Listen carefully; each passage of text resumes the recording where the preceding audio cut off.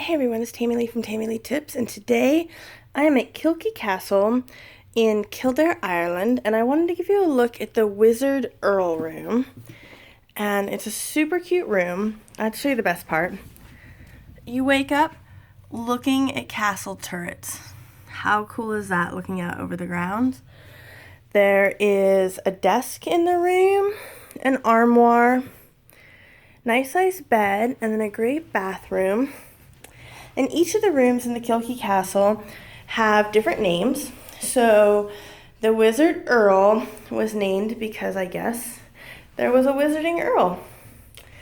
And he did some spells and different things like that and ended up disappearing and is thought to come back to Ireland every 7 years. And so this room is considered the haunted room. But it is super cute, really comfortable bed. There's a great chandelier.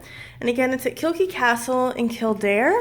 And there are 11 rooms on property in the castle. And they're opening at the end of October 2017.